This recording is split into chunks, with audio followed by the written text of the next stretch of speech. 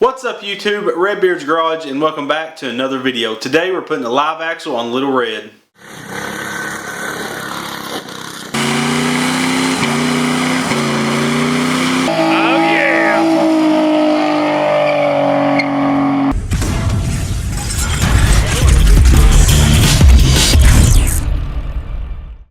Okay, so what is a live axle? A live axle is pretty much just a palsy or a straight axle.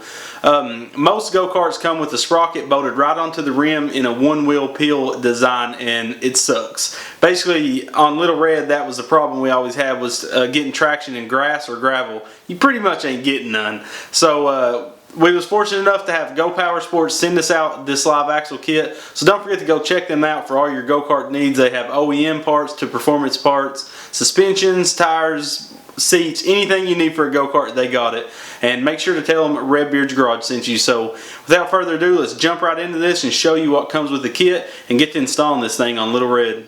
Okay, we got the contents of the axle kit laying out on the table. Now we got the upgraded axle kit. The normal one comes with a drum brake. We opted to go with the disc brake, and the normal kit comes with knobby tires, and we opted to go with the slicks. So of course you get the wheels and tires. You get the axle hangers. These are what you're going to weld onto the frame to mount the actual axle to the frame. Then you got 4 axle flanges. Now these are for the 2 axle bearings supplied in the kit. The bearing kind of sets down in one of them and sandwiches in between them, and then these mount in the axle hangers. You're going to get 6 nuts and bolts. These are to bolt the flanges to the hangers. You're going to get 2 collars that ride up against the protruding neck on the bearing and keep it from walking, the axle from walking side to side. You're going to also get a caliper mount and a brake caliper, as well as the brake rotor. You're also going to get the engine mount and the sprocket. You're going to get 8 of these collars that go on each side of the sprocket and each side of the rotor, and then one behind each rim. And that keeps the rims from sliding in on the axles, keeps them set in place, and also keeps the sprocket and the rotor from moving side to side on the axle. You're going to get 6 keys. These are for the wheels and the sprocket and rotor. These keep them from spinning on the axle. And of course you're going to get the axle with the 2 axle nuts and the 2 washers. Okay, first thing we need to do is take the chain off of Little Red. So we're going to spin it around until we find this master link here. And I always like to use a set of flat nose small pliers because you can really get under that master link and pop it out. As you can see, I just got on the rivet and then got the other side of the pliers under that little lip and pop that right off. Now you have this little side that comes off of the master link. And now you can slide this master link out of the 2 halves of the chain and pull it right off. And by the way, now is a good time to oil your chain. I always like to soak mine in synthetic oil, and it eats all the grime out of the chain so it's fresh when you go to put it back on. Okay, now we're going to take the axle nut off. I'm going to use a crescent wrench to get that off.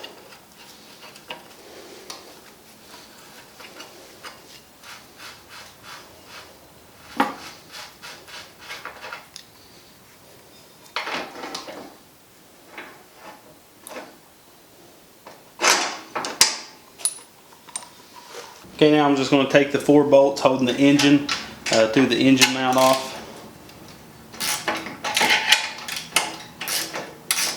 Okay, to pull this motor the rest of the way off, we've got to unhook this nitrous line and then take the throttle cable off. So we're going to take out these 2 10mm nuts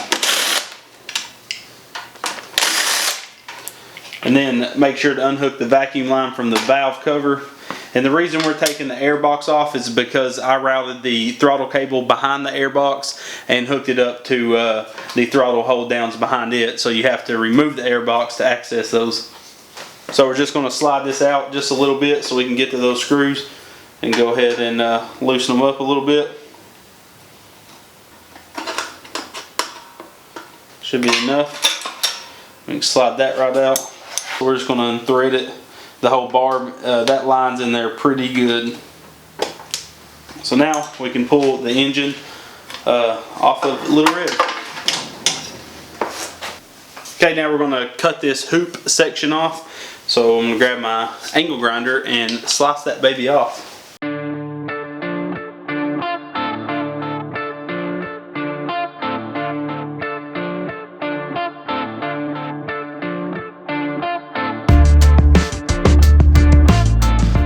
Okay, so what we're going to end up doing with this back end, because it really wasn't set up to have a straight axle, I would have had to completely got rid of this pipe, and it's just the way everything was welded up. It was going to be a problem. We've tried bending this motor plate out of our way so we could cut the welds, and it's just going to take more effort than needed. So what we're going to do is end up cutting in the center of this little section right here, dead center, and cut it, and then cut along this whole engine plate to drop this whole back end off. Then I can get to those welds under there to cut the rest of this plate that's left on there off. And as well cut this brake rod off. This was the old brake mechanism that pushed against the tires. So we're going to get rid of it, but we're going to use the old pipe out of it if possible to weld back in this area right here to keep it strength. And then we're going to build off this with square tubing as far back as we need it. And where I meet it to this round pipe, I'm going to do a weld all the way around it, as well as put a piece of flat stock on top and bottom to strengthen it. You know, laying across the weld, and then pretty much do a weld on each side of it, and do, you know, 2 beads on each side of it, or a weld on each end and 2 on each side. So let's get to cutting this thing.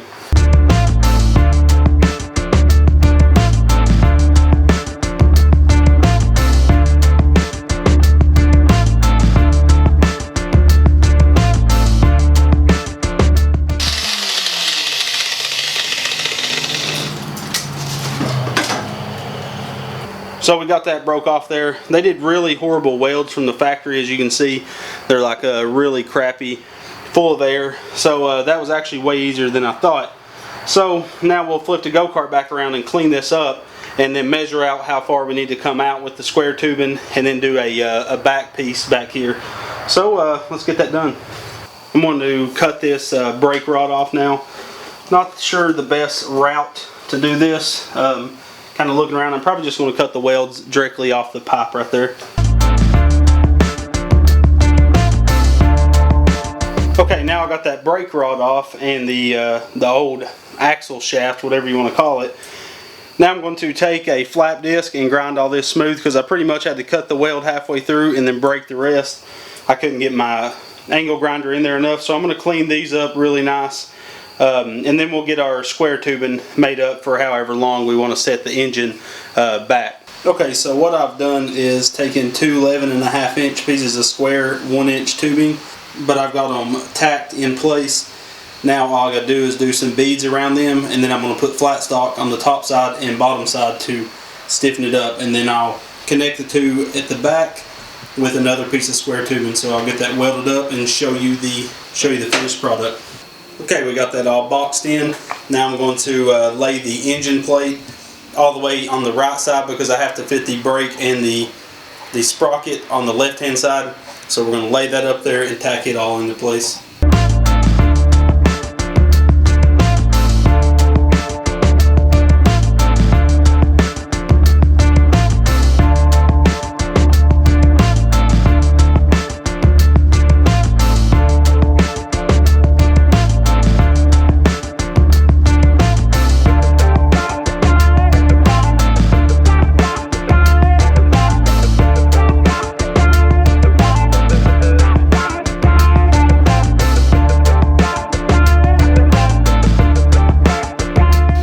Got the axle hanger tacked all on. Now I'm going to do a bead across the top of it, and then make the sides for it. Always make little ears that go under that'll go under this square tubing right here on each side to strengthen it a little bit. But let's continue on. Okay, I got that flange all welded up, and I put the 2 ears on each side, and I think it looks pretty good. Did both sides, and I am going to weld the back side of them. All we have left now to do is mount the motor to make sure everything's going to clear, and make sure we'll have enough chain tension to put the sprocket on, and then pretty much just bolt everything up, and she's ready to ride. What do you think about that, Lonnie? I like it a lot. It didn't add really any weight to the go-kart either whatsoever, but I like it quite a bit. So let's mount this axle and see if everything clears. Okay, now we got all of our contents kind of jamboozled up on the workbench. Now we're going to go ahead and assemble everything and get it ready to just pretty much pick up and set into place on those new axle hangers. I actually got the sprocket sitting over here, so let me grab it. Okay, it looks like we got everything here. I'm going to start by sliding the axle on, the sprocket on, beg my pardon. And we're going to slide that probably about there, should be fine.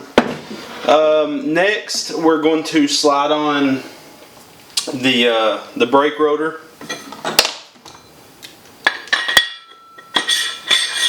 And the little collars we can actually separate and put on, but I should probably, just for ease, go ahead and slide a couple of them on this axle.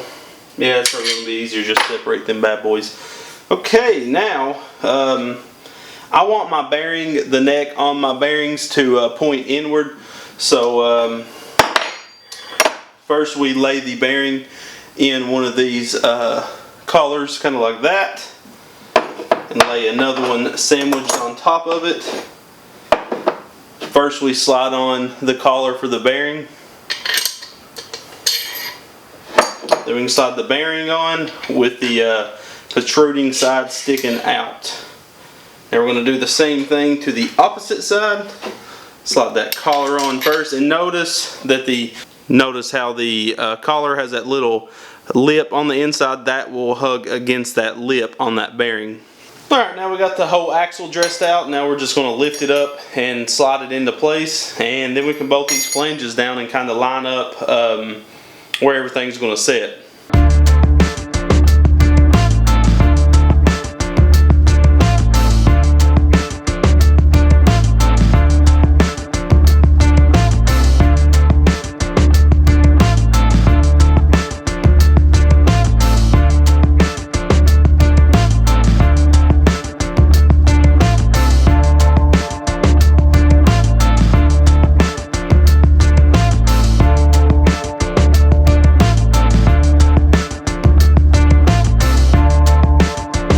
Okay, now we got the whole axle mounted up.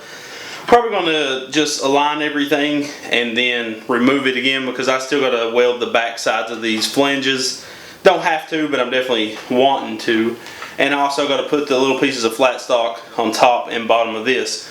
But we're just lining everything up now, so now I'm going to set the engine up here and line the sprocket up, and then also measure how much is sticking out on each side of the axle, so I can get the axle shaft centered. So we'll get all that done.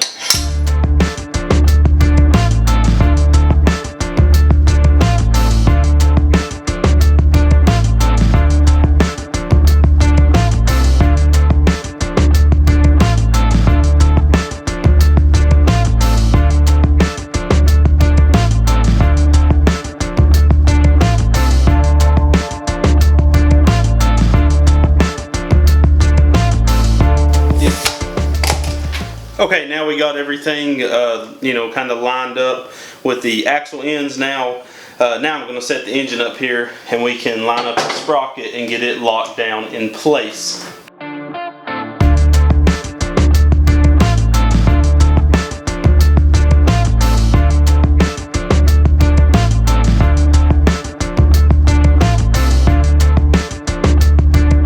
Also, I'm going to go ahead and throw these collars on this axle.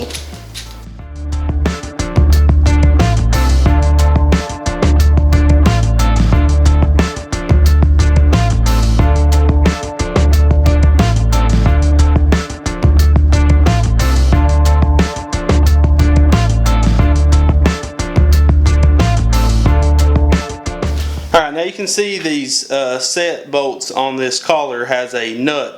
Also, you need to hold the top one and snug the nut down against the collar to keep that in place.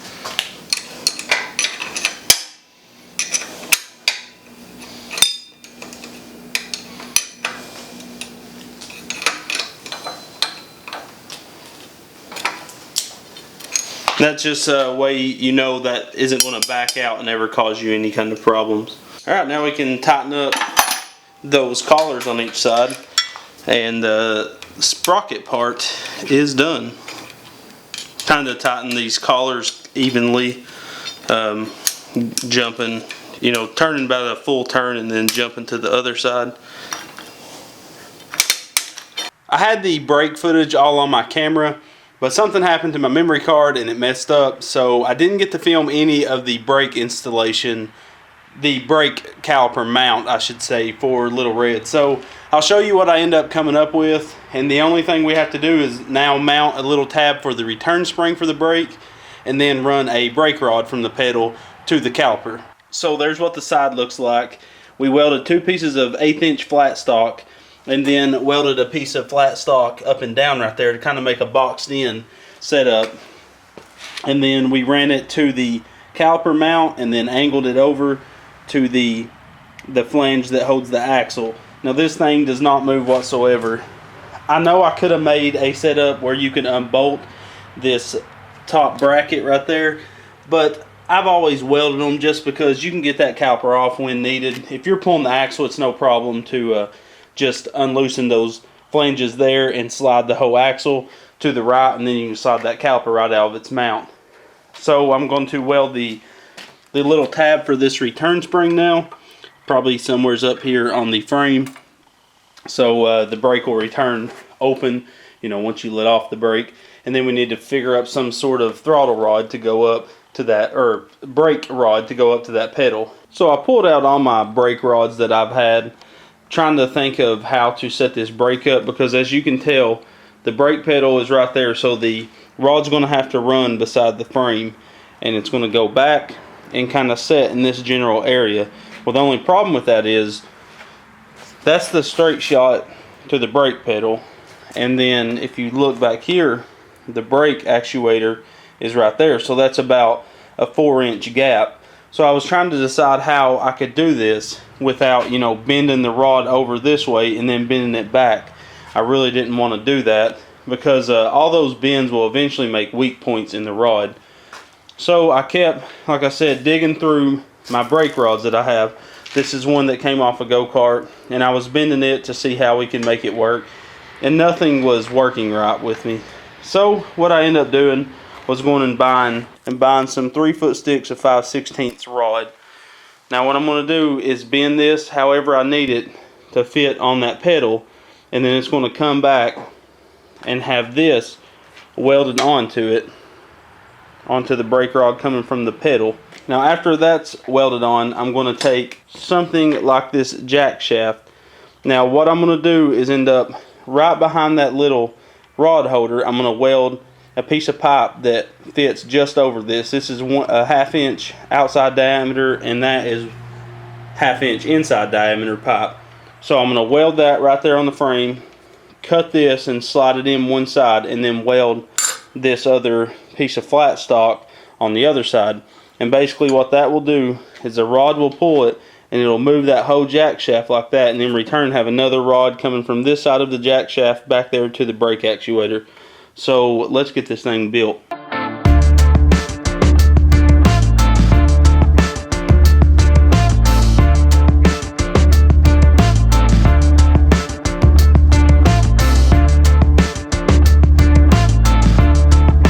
Okay, as you can see, we got our rod all made up. Now it slides right into place after opening up the brake pedal just a hair. Then you can see we got this clip on the outside holding it from going in too far, and we're going to put a clip on the inside to keep it from walking back and forth. Now we're going to need something to hold this rod against the frame but not touching the frame, just so it can ride smoothly when we're hitting the brake. Okay, now I cut this L bracket off of another go-kart, and then I angled the corner down. Now what we can do with this is slide it on to our brake shaft, and we can weld this right on this piece of flat stock holding the cable, you know, probably about 1/4 inch off of this pipe. Then we can take our collars and slide them on, as well as our spring, and last our other collar. Now once we weld this in place and tighten these collars down, you'll get a nice springy brake feel, and the brake will return back to its home state once the pedal is released. So let's get this welded into place and we'll start on the rear section.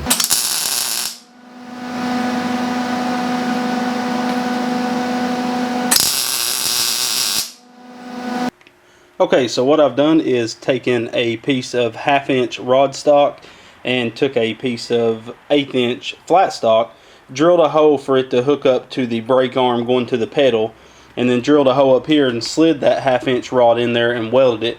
Now I have this 1/2 inch inside diameter pipe that we will weld to the frame of the go-kart, and this shaft will slide through it, using it as a hinge mechanism for the brake. As you can see what we was going for right there, if I make another one of these pieces of flat stock and weld it on the opposite side, we will have a piece that can hinge when the brake is pulled, therefore pulling the rod going back to the caliper. Okay, so we're completely done with the brake setup. You can see the brake is in the pedal. I put 2 clips on it, and then it goes down to this L bracket where it has a spring and a collar to make the pedal bounce back.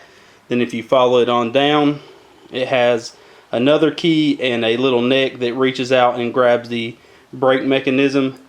We welded some 1/2 inch inside diameter pipe to the bottom of the frame, and then it has 1/2 inch solid rod going through it, welded to each of these ears, and then it goes on the other side and hooks to this rod, which I'm actually going to make a new one of these rods. This one was just laying around and I had it. As you can see, it's awfully close to that flat stock right there, but it shouldn't hurt it at all. And then it comes back and goes through the brake mechanism, and then I put a L bracket here to hold the spring. So that's pretty nice brake setup, has really good brake feel. So last thing we have to do is take this thing out and get it sideways. Okay, so we got everything installed. It took us a little while because we completely remade this whole rear section, but it is time to ride this thing and make sure the brake and everything works all right. So I'm going to warm it up real quick and take it for a rip snot.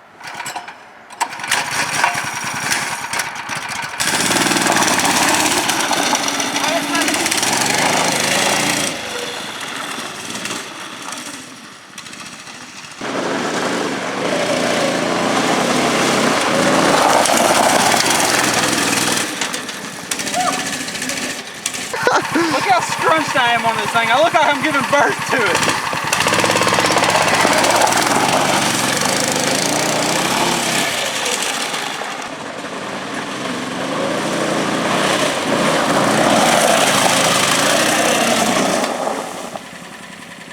Very nice.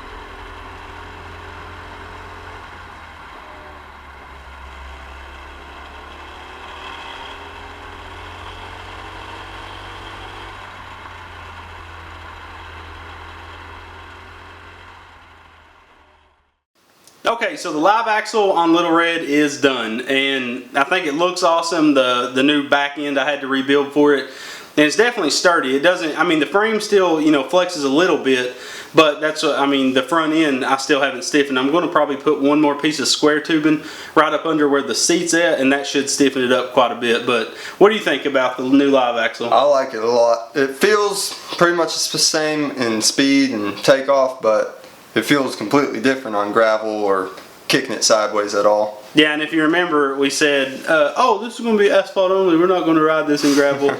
We're definitely riding first day.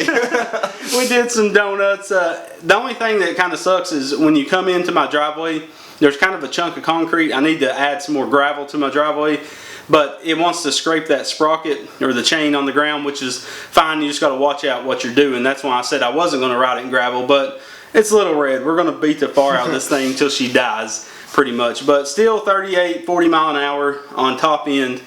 But it seemed to handle a little bit better going around curves for sure. It feels like it pulls you through curves. Grip's a lot better. Yeah. And we need to do the front tires next. That's one big thing. Now it's got them small tires on the front and then big tires on the back.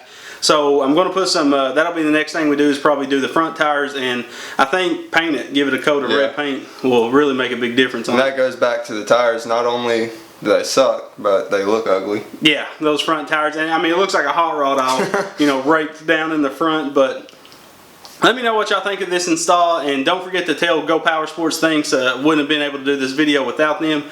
They sent me this full kit. It came with everything I needed but chain. But I have rows, 10-foot rows of number 35 and number 40 chain, so that wasn't a problem for me. But don't forget to like, comment, and subscribe, guys. Always come back to Redbeard's Garage, and we're out. Yep. Have a blessed day.